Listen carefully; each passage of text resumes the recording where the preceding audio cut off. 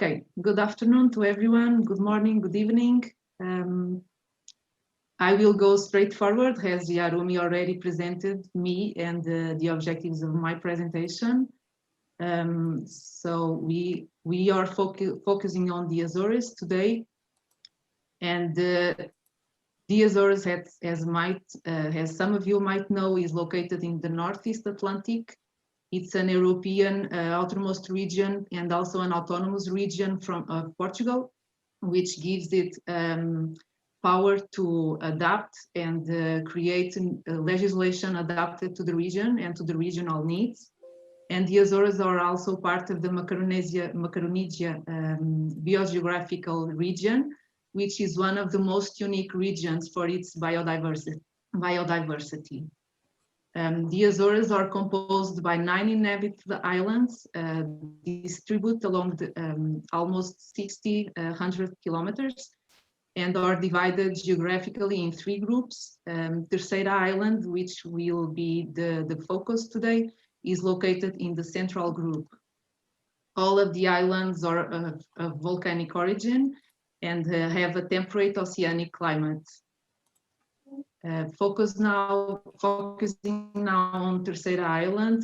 This island is the 3rd largest with approximately 400 square kilometers, reaching a maximum elevation of 1,000 meters, but most of the island is below 400 meters. Hydrography is quite irregular, with most watercourses with intermittent and torrential regimes. Most of the watercourses do not have water during summer. The existing lagoons are of small size, and the islands still have some important pristine areas, but very located, with almost only 23 square kilometers, which means 6% of its original area.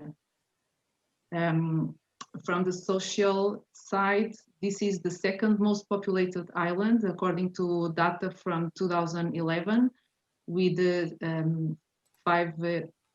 56,000 inhabitants, Populations are mostly located in the coastal zone, similarly to most of the islands in the Azores. And the non-urban landscapes include the native forest, exotic forest plantations, mainly monocultures, plantations of cryptomeria and eucalyptus, and some pure or mixed forest patches dominated by Pittosporum undulatum, which is an invasive species, and also some semi-natural or intensively managed pastures that are subject to short-term or intensive cattle raising. Also, the economy is deeply linked to agriculture, with increasing importance of the tertiary sector, including tourism. For this case study, some main goals were defined, which are to map and assess the ecosystem services in the Azores, increasing the ecosystem service knowledge in the region, to support and contribute to the implementation of mapping and assessment of ecosystems and their services process in the Azores, and also to contribute to the diversity of case studies addressed within the MOVE project, because we, in the project, developed 7 case studies, and the idea was to have different objectives for each one of them. Has specific objectives for the case study in the Azores. We have mapping land use, land cover-based ecosystem services in the Azores, focused on Terceira Island, to model these ecosystem services using INVEST tool, and also has much work has already been done, for example, comparing modeling tools, but there is still some lack of knowledge on how the input data has effects on the modeling results. So we will try to demonstrate and assess the impacts of using different land use, land cover data sets as inputs of the model, and the effects that it has in the model outputs. Why Terceira Island? In Terceira, there is already a broad experience with ecosystem services concept. There is a good availability and access to data. There are already some applications of ecosystem services models, and also there is availability of land use, land cover in different resolutions, and Sentinel-2 based data ready to use, which was important to develop this case study in due time. This work was only possible because we had the contribution and the engagement of local stakeholders, to whom we would really like to thank. And also, I thank you all for your attention, and I would now pass the floor to our colleague, Ina. Thank you. Topic of this webinar today. I hope you can all see it now. Once again, to my person, my name is Ina Sieber. I'm working at the Leibniz University of Hannover, and we have been involved in the MAIS process in Europe, both in the Esmeralda project and now within the MOVE project. I will share my screen at this point. And I would like to take the next more or less 25 to 30 minutes to talk about our work on the Azores, specifically on our mapping and assessment study on Terceira.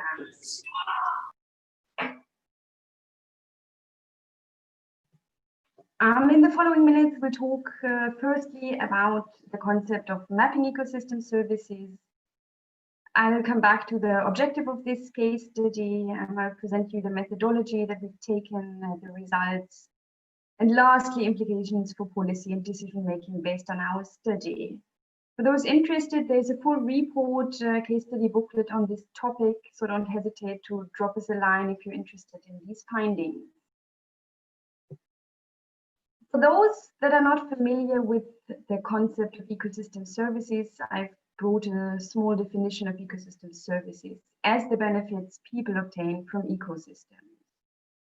There's a multitudinous of definitions in the scientific literature. However, I chose this today as it puts us, humans, people, benefiting from nature and ecosystems in the center.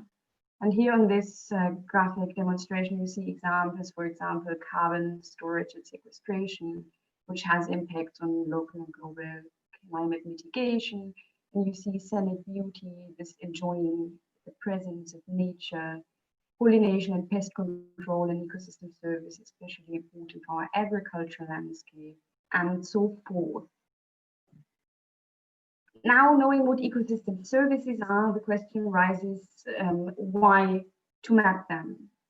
Mapping, thus the graphic visualization of these ecosystem services, allows us to understand where and when, spatially, but also temporally, these ecosystem services are supplied.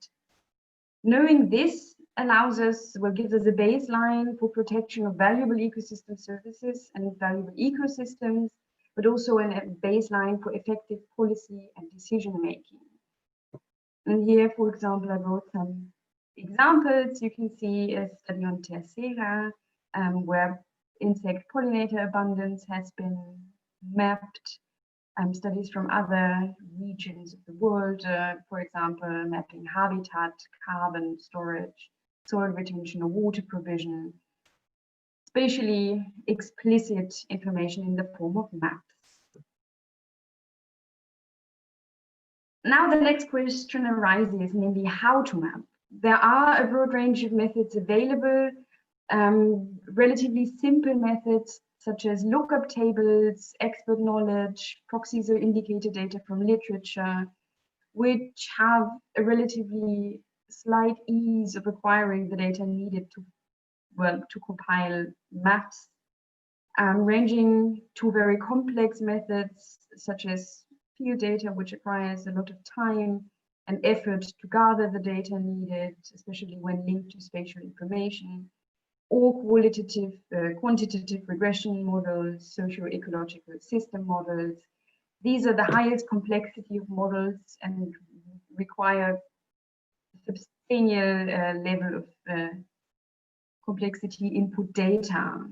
We've chosen this modeling approach today.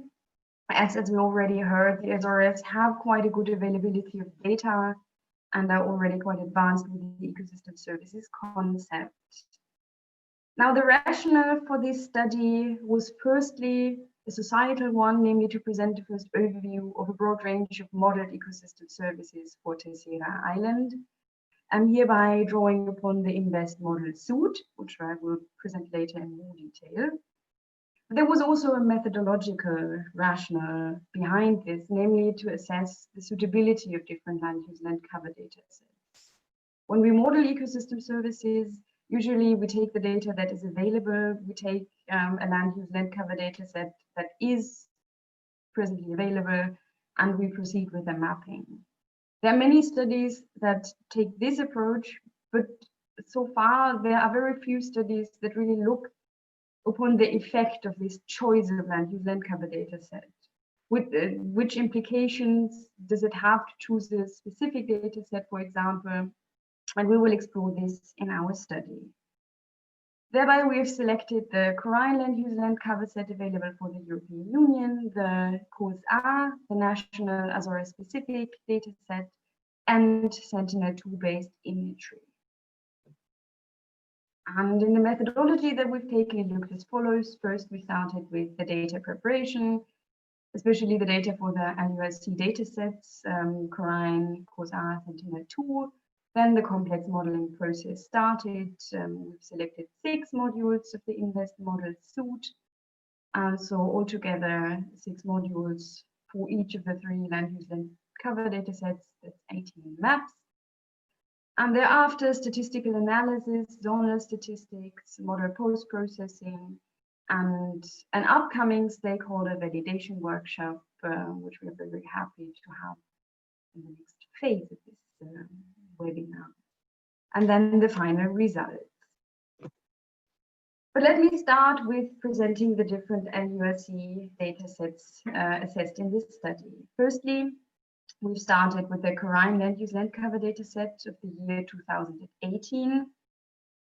CORINE is widely available from Copernicus. It has an EU-wide coverage, also covering the EU overseas territories. It includes 44 different LUSC classes, and 21 of these classes are present on Terceira Island. The average feature size is the average mapping unit on this island has 150 hectares approximately, and so you see that it's a rather broad data set. A second data set, we've looked at the COS.A LUSC, also from 2018. That's a data set specific for the Azores archipelago, a regional LUSC data set with 25 LUSC classes present on the island. It has a much better coverage of aquatic LUSC types. If we look back at the CORINE, we only had wetlands. Here we do have inland marshes, salt marshes, watercourses, and water bodies. So much more detailed overview of aquatic LUSC types and habitats. The average feature size here is much more detailed. The resolution is average is 24.3 hectares. There's a much more detailed view of the features on Terceira Island. As third LUSC, we've been working with the Sentinel-2 based land use land cover data set from Ina Sieber, published in 2018 with the University of the Azores together. It's a specific data set on vegetation and habitat. Highly localized, only for Terceira Island available, and it has 14 LUSC classes. You can see here the very typical Pittosporum forests, eucalyptus, acacia that Marta already mentioned in the introduction, but also complexes of Calluna, juniperus, and juniperus ilex habitats that are very specific to the Azores. And also, not to forget, the iconic Erica landscape. Here the average feature size is 1.15 hectares, thus the level of detail is the highest in this data set compared to CORINE and COS.A. Now here on this map, you can see the overview of all 3 land use land cover data sets. As you see, all cover the land cover of year 2018. So they cover all the very same year, which is needed for a comparative study. All right. Having introduced the land use land cover data sets, I can now present the modeling suite that we have selected.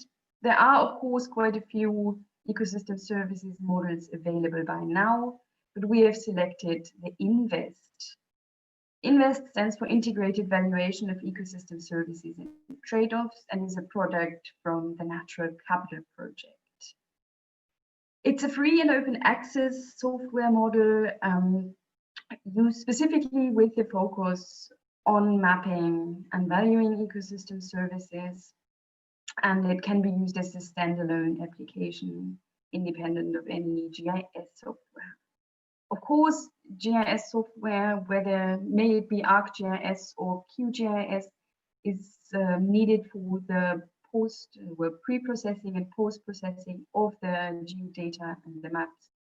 In this case, we have worked with ArcGIS 10.3, but that is a side detail at this point. INVEST works as follows. It is based on more or less production functions. Models are very spatially explicit. You feed them with geodata as informational source, and it produces maps as output. Hereby, you can visualize the results either in biophysical terms, that's taking the example of carbon storage in tons of sequestered carbon, but also it allows you to present the outcomes, the results in economic terms. Saying with the carbon example, the net present value of very much sequestered carbon. INVEST is very spatially flexible. It allows us to model on local, regional, or global scales. So depending on input data, we can model small islands, but also European scale landscapes. And also we can distinguish whether we want to model ecosystem and map ecosystem service supply or ecosystem service demand. So we have a broad range of options with INVEST. INVEST has roughly 20 model suites, but we have selected 6 modules here. The ecosystem service of recreation, drawing upon the visitation module, the ecosystem service of pollination, using the pollinator abundance crop pollination module, carbon storage as ecosystem service, using the carbon module, then water quality and erosion control, both with nutrient delivery ratio and sediment delivery ratio module, and flow retention as regulating and maintenance ecosystem service using the seasonal water yield module.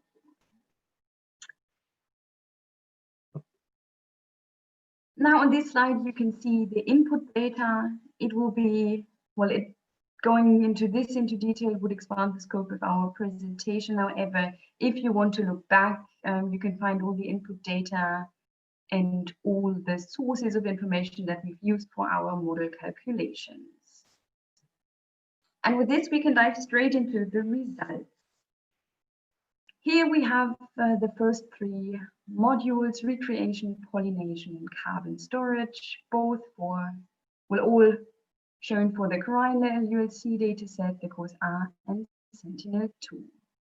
So if we have a look at the first 9 maps, we see that the modules themselves have rather similar outputs. For example, if we look at the recreation module, it shows us the photo user days per hectare per year.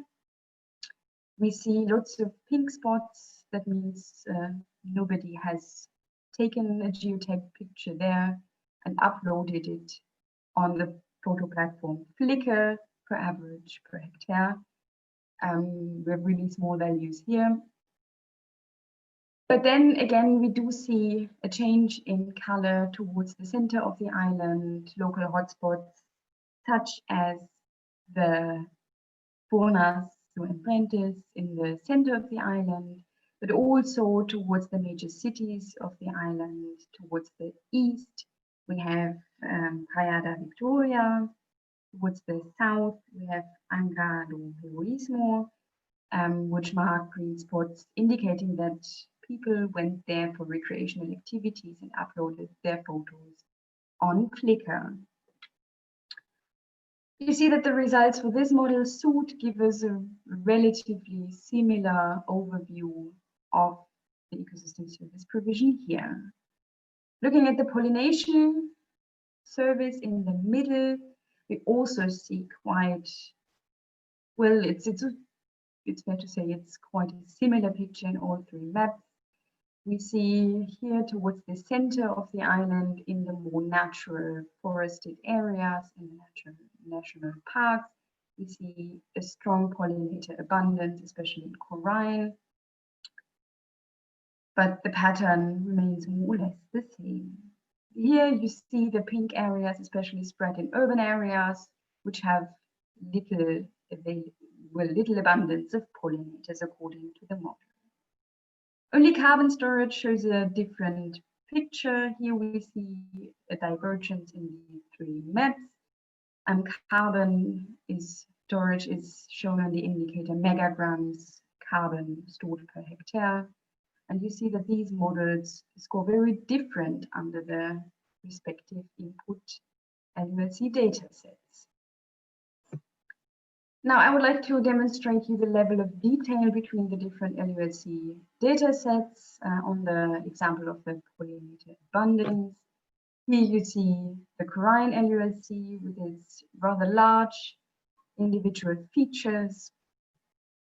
Compared here to the COS.A dataset, urban areas become much more fuzzy. You see the patterns of urban fabric cut by, for example, agricultural areas towards the inland. You see the forest edges much more defined, etc.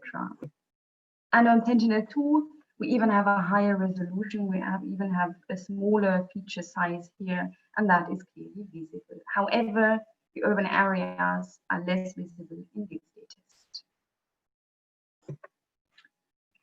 Now moving forward to the second half of our model results, we see here the nutrient export in kilograms of nitrogen per year exported from the different areas. We see the sediment export in tons per hectare per year, and flow retention. And whilst the nutrient export also shows a rather diverging picture comparison between the three LULC maps, sediment export and flow retention show a rather similar picture. What you can do with these maps now is visualized in this ecosystem service bundle for pollinator abundance on this picture for the CORINE dataset.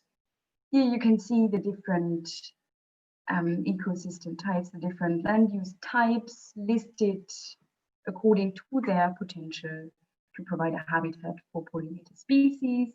And you see that moors and heathland or natural grasslands show the strongest capacities, the strongest supply of the pollinator service.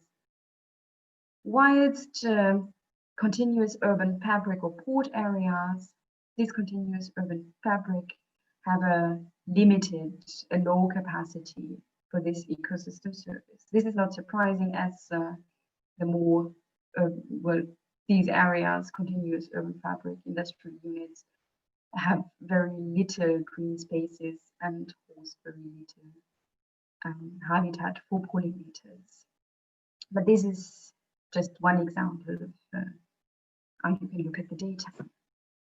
Now I would like to present you the sediment export module in a bit more detail.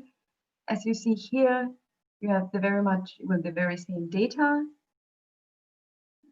input data run over different land use land cover data sets. And you can see that the difference of the feature sizes already has an impact. The larger the features, the more averaged the erosion rates with sediment export also similar, can also be used as erosion rate. Where there is a lot of sediment export, there is a high erosion risk. And you can see that with the large polygons of CORINE, the erosion risk is averaged, and you see that there's a very low to as well medium potential for erosion throughout the island. Looking at the two other data sets, we see a much more localized view. I don't know whether you can see it on the shared screen, but on the steep slopes of the volcanic craters, we see high erosion risks between 25 to 30 tons per hectare per year, but even rising up to 50 tons per hectare per year. This is, of course, highly localized and only visible in a few polygons of the two maps, but nonetheless. Then again, we do have a difference in agricultural area. While CORINE shows us 5 different classes of different agricultural land use, the COS.A dataset allows us to identify 4 different classes of agricultural land use. Sentinel-2 only distinguishes 2 classes of agricultural land use.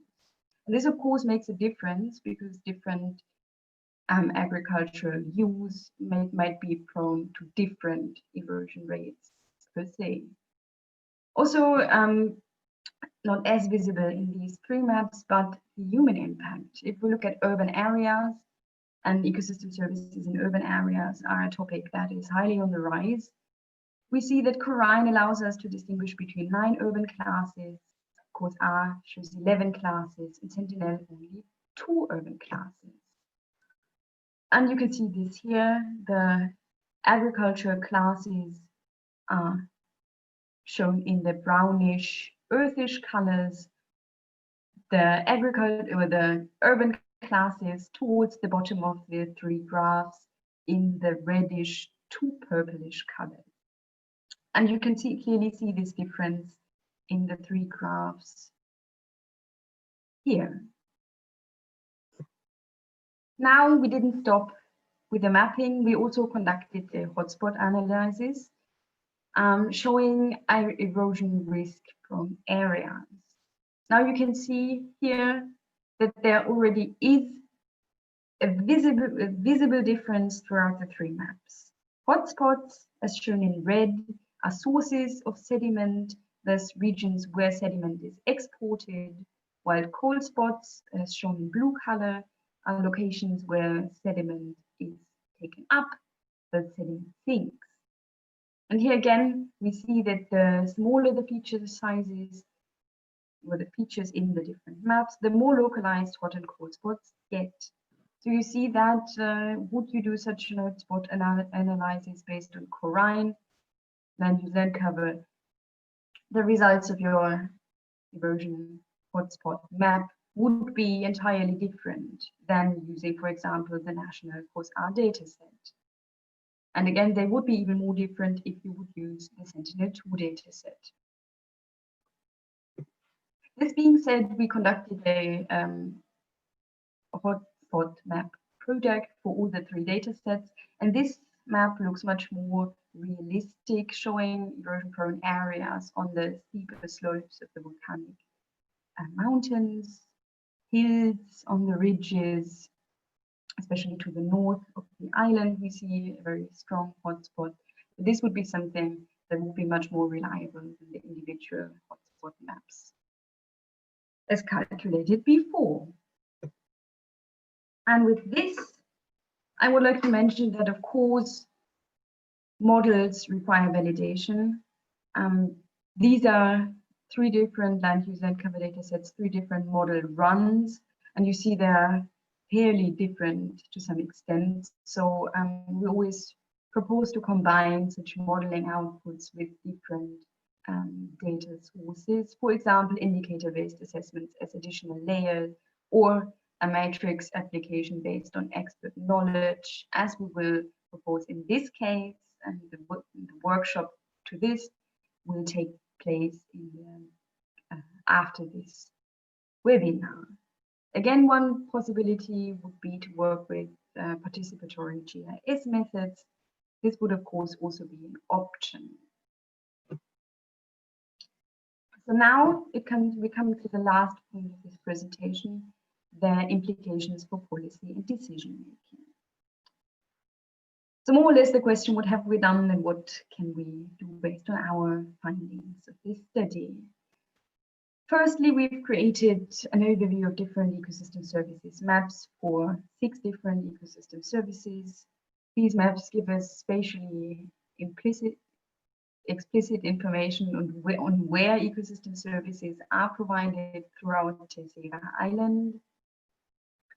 Also, it allows us to conduct a first overview of ecosystem service hotspots, and we can calculate these hotspots for the individual ecosystem services, but of course also combined ecosystem service hotspot for the 6 ecosystem services that we have calculated, modeled, and mapped. But the most interesting part for me is, of course, the methodological impact of our study. Namely, we've shown that the selection of the land use land cover data set for the different models really do have an impact. And that is what we recommend, if we want to model agricultural and humanly impacted landscapes, such as urban areas and agricultural landscapes, then we recommend to work with the COS.A data set, due to the fact that it has the most humanly impacted categories, the most distinguished urban classes, and also the most distinguished agricultural classes in the data set. If we do want to focus on natural habitats, and that might be relevant for example, ecosystem services supply in a national park, or for specific endemic landscapes, plant communities, then in this case, we would recommend to work with the sentinel-based imagery, as this has the highest resolution and also the most detail on these specific habitat types. Lastly, if we were to work with homogeneous areas or large-scale ecosystem services supply for a certain region, then we would recommend to work with CORINE. In our case, working for Terceira Island, this does not make a lot of, well, it would be the least desirable option. Looking at the picture to the right here, we see the traditional landscape with pastures, features such as stone rows and hedges.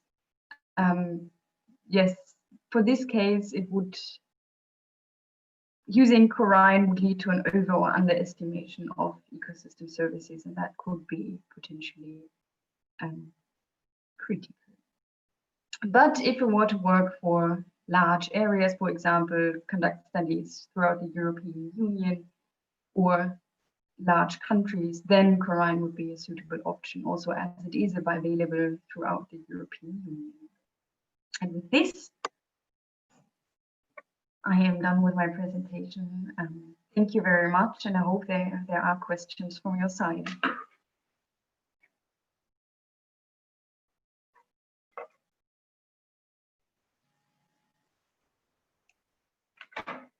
I'm muted, sorry.